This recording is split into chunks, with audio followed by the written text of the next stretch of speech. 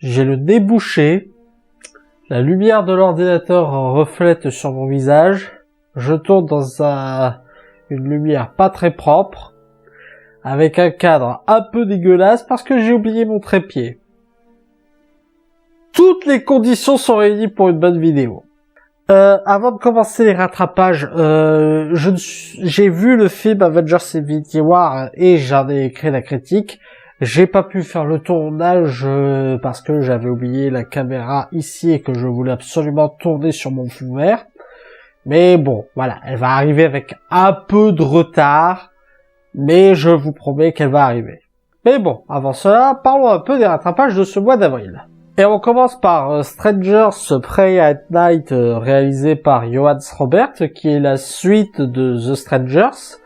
Pour l'histoire de Strangers Prey at Night, il s'agit d'une famille qui est en ce moment en pleine galère, qui cherche à se reconstruire parce que ça va pas du tout, il y a 3 tonnes de tensions dans la famille, et lors d'un voyage qui est censé faire en sorte que les tensions s'apaisent, ils se font attaquer par 3 tueurs au masque qui sont les tueurs du premier film. Si vous avez jamais entendu parler de The Strangers, c'est normal. C'est un film qui a eu un succès assez modéré aux États-Unis, bien qu'il est considéré comme pas mauvais du tout, et qui est sorti direct en DVD chez nous. Très honnêtement, le premier Stranger était assez chouette pour un slasher. J'ai trouvé qu'il donnait vraiment un côté oppressant, avec beaucoup de tension. Et celui-là, par contre, il est pas du tout maîtrisé. C'est-à-dire que j'avais même écrit une critique là-dessus que j'ai pas pu tourner parce que manque de temps. Mais disons que Stranger Prey at Night, il tente de reprendre les éléments du premier film, mais il n'a pas la maîtrise qu'il faut pour bien les reprendre, quoi. L'introduction des personnages est plus classique, les tueurs sont trop humanisés, le film se base beaucoup sur les jumpscares, donc non, honnêtement, contentez-vous du premier, évitez celui-là. En plus, je sais pas, ils essayent de donner une espèce de tension à la fin, genre il va y avoir une suite, mais vu ce qui se passe dans ce film, c'est impossible qu'il y ait une suite. Je comprends pas où il a voulu en venir. Enfin, ça ne m'étonne pas parce que le réalisateur de Strangers Prey at Night, c'est Johannes Robert. Et si vous ne voyez pas qui c'est Johannes Robert, c'est le réalisateur de The Door. Et si vous suivez mes vidéos, vous savez que The Door, pour moi, est un des pires films de l'année 2016. Un autre film dont j'avais prévu de faire une critique, c'était Les Municipaux C-Héros de Éric Carrière et Francis Gélibre, que vous connaissez certainement plus sous le nom des Chevaliers du Fiel. Et pour l'histoire des Municipaux, c'est juste un gars qui vient de Couillour, je crois, qui se fait embaucher par les Municipaux de Port-Vendre. Et voilà, il va se passer des sketchs par rapport à ça, c'est tout. J'avais prévu d'en faire une critique, mais comment voulez-vous faire la critique d'un film vide? C'est-à-dire que c'est la première fois que je vois un film tellement vide que je n'arrive pas à le critiquer. Alors, il n'est pas forcément mauvais. Il y a quelques sketchs qui peuvent marcher, mais il n'y a pas de grosses prétentions. C'est pour ça que je peux pas vraiment le détester. Mais c'est un film vide. Tous les enjeux qu'il aborde sont à peine survolés. Tout ce qu'il veut parler comme sujet, pareil, c'est pas du tout approfondi. Tu ne sais jamais si le film est pour les municipaux ou contre les municipaux. C'est un film horriblement vide. Voilà, je peux pas en dire plus, c'est vide. Tu sens qu'ils ont juste voulu faire un délire. Le truc, c'est que autant faire un délire, j'ai rien contre, autant le faire comme ça, c'est pas bien. C'est pas bien du tout.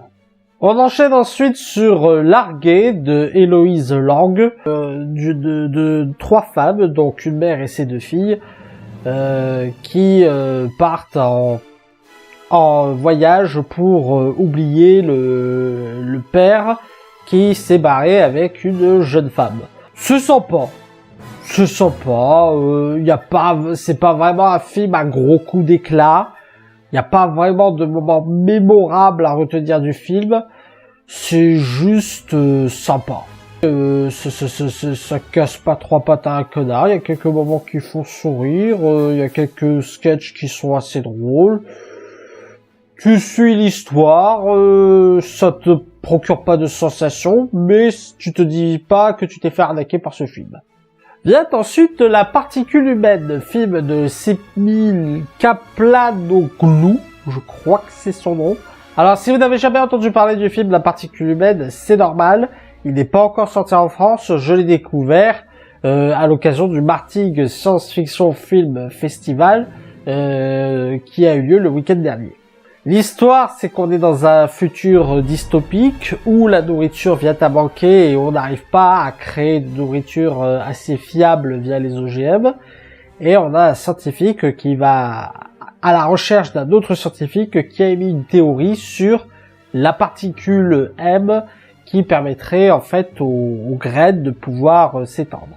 Un film très intéressant, un film assez lent. Alors c'est un film très lent, mais qui a une mise en scène plutôt intéressante, une mise en scène à la fois minimaliste, mais qui sait se gérer au moment où il faut donner des choses spectaculaires.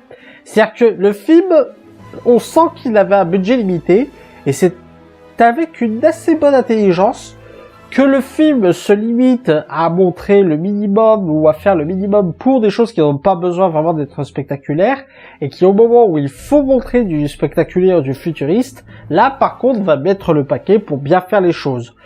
En soi j'ai trouvé ce film est très intéressant et alors la mise en scène est en noir et blanc, le film a choisi d'être en noir et blanc.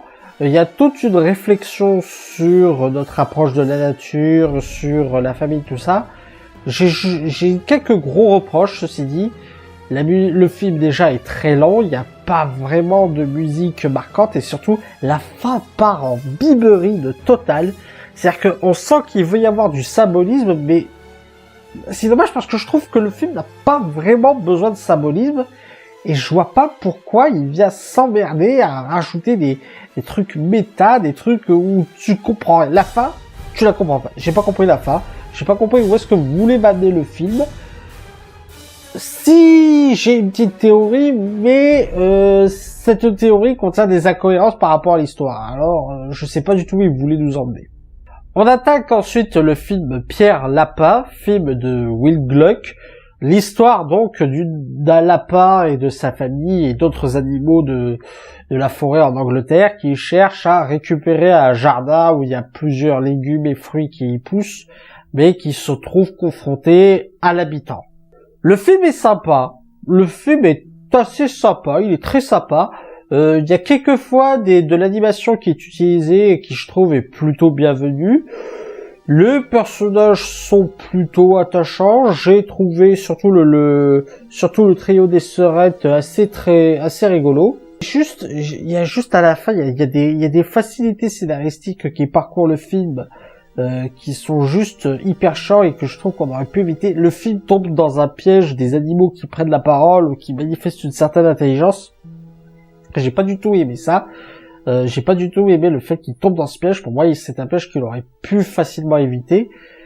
Mais à part ça, c'est un film sympa. Un bon film pour les enfants. Faut pas s'attendre à de grosses intrigues, mais ça tient la route.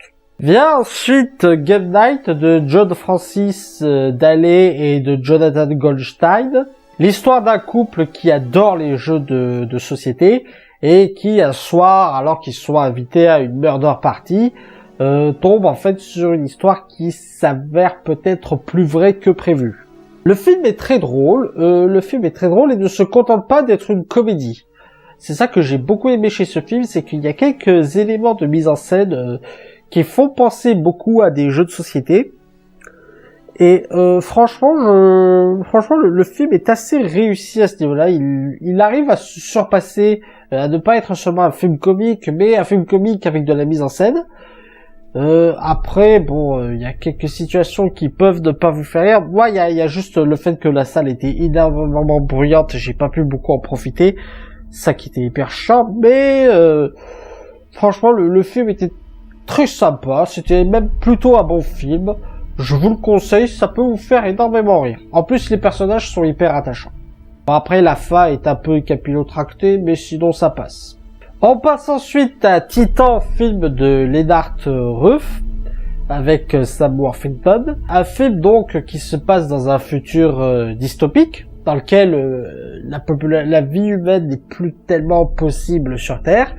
Et donc, pour remédier à ce problème, plutôt que de terraformer une autre planète, on décide de faire une expérience qui consiste à nous habituer aux conditions de vie d'une autre planète, à savoir la planète Titan, qui peut être éligible à la culture, mais qui a des problèmes d'azote et de beaucoup d'humidité et de plusieurs conditions qui font qu'elle n'est pas bonne pour nous, mais qu'elle peut être bonne pour la vie. Dans cela, on va modeler des êtres humains pour en faire des gens qui pourraient vivre sur Titan. Le film est intéressant parce qu'il aborde les choses d'une manière assez inédite. C'est assez inédit, je disais, d'aborder la colonisation non pas en changeant la planète, mais en nous changeant nous, en fait. C'est quelque chose qui, à ma connaissance, n'a pas vraiment été abordé dans les films de science-fiction. Si vous n'avez pas entendu parler de ce film, c'est normal, je l'ai découvert à l'occasion du Martinique Science Fiction Film Festival et il était sorti quand e-cinéma. En soi, je trouve le sujet très intéressant, je trouve que le film a une manière bien bonne de l'aborder. J'ai un point que je regrette énormément, c'est qu'on ait forcé un personnage antagoniste. On a forcé dans ce film un personnage à être un méchant, à être vraiment le méchant du film, à avoir vraiment le personnage qu'on doit voir comme un salopard. Et je trouve que c'était totalement inutile. C'était totalement inutile de faire un personnage comme ça, parce que les personnages et l'antagoniste ont à peu près le même objectif. Au final, cet objectif est accompli. Je vois pas l'utilité. Et alors oui, tu peux te dire, oui, mais il cache des choses, il fait des expériences. Bah oui, mais l'expérience, ça consiste à nous envoyer vivre sur Titan. Tout le monde a approuvé ça. Il a pris personne en traître, pour le coup. Et je trouve que c'est inutile d'avoir mis de nous présenter un personnage qui soit méchant, alors qu'au final, bah, il n'y en avait pas besoin. Et enfin, on termine sur Red Sparrow, film de Francis Lawrence, avec Jennifer Lawrence. Ils disent qu'ils n'ont aucun lien de parenté, moi j'y crois pas du tout, je pense qu'il y a vraiment un petit côté piston, mais bon, c'est pas grave. L'histoire donc d'une jeune russe qui était censée être danseuse de ballet, mais qui suite à un accident se voit obligée d'intégrer le groupe des moineaux, qui est un corps d'espionnage féminin ou masculin? Non, je crois qu'ils font les deux. Les groupes des moineaux qui sont en fait des espions russes qui se servent de la séduction pour obtenir les informations. Un film très intéressant, très intéressant, assez prenant dans l'ensemble. J'ai trouvé que la manière dont on referme une espèce de piège autour de Jennifer Lawrence est assez intéressant, c'est un film très dur par contre. C'est un film, attention, ça parle de viol, ça parle de séduction, de manière de vendre de son corps, limite de la prostitution quoi en fait. Hein. Ça parle beaucoup de meurtre, ça parle d'espionnage. J'ai un peu de mal à citer l'époque dans laquelle se déroule le film. Apparemment, c'est une époque moderne. Je pense que ça l'est. Et c'est vrai que le cadre fait très guerre froide. En même temps, ça parle d'espionnage entre Russes et Américains, donc c'est peut-être aussi l'histoire qui fait ça. On met en parallèle la vie de l'espionne interprétée par Jennifer Lawrence et la vie d'un espion américain. Je crois qu'il est joué par Joel Edgerton. Je crois que son nom c'est Joel Edgerton, je suis plus tout à fait sûr. Et toujours est-il que c'est un film très intéressant, qui n'hésite pas à faire ce qu'il faut, qui n'hésite pas à nous montrer des scènes assez dures physiquement, mais qui, voilà, reste plutôt intéressant. Et voilà, c'était les films que j'ai vus au mois d'avril et que je n'ai pas critiqués. J'espère que vous aura plu. N'hésitez pas à mettre un pouce vers si c'est le cas et à partager sur les réseaux sociaux. D'ici là, allez au cinéma. Ciao!